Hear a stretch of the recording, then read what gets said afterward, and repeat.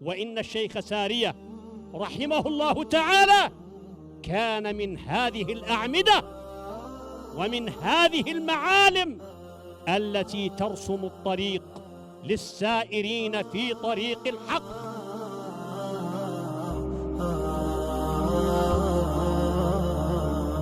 أقول وداعا قريح الجفون وخلجات قلب تزيل السكون. تجملت بالصبر لكن دمعي كما ماء سد تفيض العيون.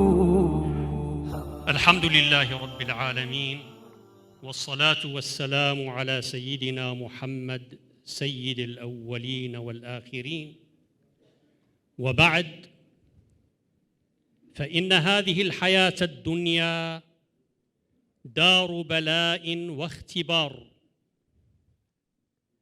وإن أعظم عهد فيها هو عهد الإيمان، ذلك الذي تضمنه قول الله سبحانه وتعالى: إنا عرضنا الأمانة على السماوات والأرض والجبال.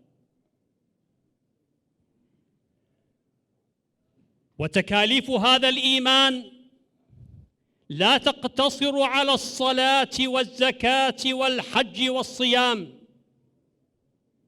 فهذه صورة من صور التكاليف. تكاليف هذا الإيمان بذل وعطاء، مضي وثبات. تتمثل هذه التكاليف بالخضوع الكامل في هذه الحياة لأمر الله سبحانه وتعالى، والذي تضمنه قول الباري عز وجل: وما خلقت الجن والإنس إلا ليعبدون. ومن هذه التكاليف الهجرة في سبيل الله، ترك الأهل والولد، ترك المال والبلد. من هذه التكاليف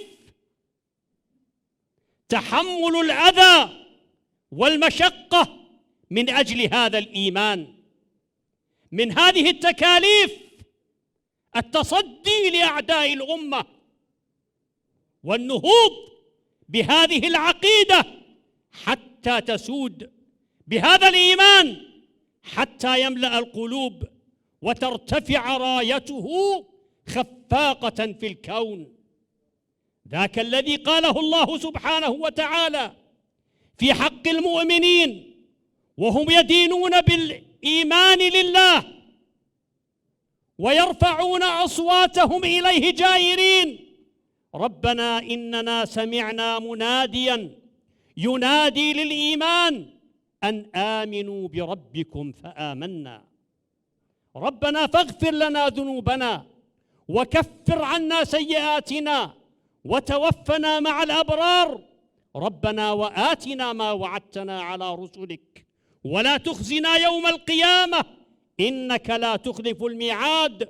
فجاءهم التوضيح والتوجيه من الله سبحانه وتعالى، فاستجاب لهم ربهم أني لا أضيع عمل عامل منكم من ذكر أو أنثى بعضكم من بعض، فالذين هاجروا وأخرجوا من ديارهم وأوذوا في سبيلي وقاتلوا وقتلوا لأكفرن عنهم سيئاتهم ولأدخلنهم جنات تجري من تحتها الأنهار ثوابا من عند الله والله عنده حسن الثواب. وإن العلماء العاملين لهم الأنموذج الأفضل في هذا المضي في طريق الحق اللاحب إلى الله سبحانه وتعالى، فهم المثل الأعلى في التضحية، في الدعوة، في الصبر، في الثبات. إن العلماء العاملين هم المعلم الذي تسير بضيائه خطى المؤمنين في طريق الدعوة. وما خلا زمن من هؤلاء العلماء العاملين في القديم وفي الحديث. وواقعنا يحكي أن آل الرفاعي، الشيخ عبد الكريم الرفاعي رحمه الله تعالى، كانوا أنموذجا عاليا عظيما في الثبات على طريق الدعوة. وإن الشيخ سارية رحمه الله تعالى كان من هذه الأعمدة ومن هذه المعالم التي ترسم الطريق للسائرين في طريق الحق. وإن موت العلماء لا ينبغي أن يبعث اليأس في النفوس، وإنما ينبغي أن يكون باعثا للمضي على سيرتهم والتأسي بهم في الصبر والثبات، وأن يقوم شباب الأمة ولسان حالهم يردد: سأحمل راية الإسلام وحدي لو أن العالمين له أساء، فتلك عقيدة ملأت كياني كما ملأت شرايين الدماء.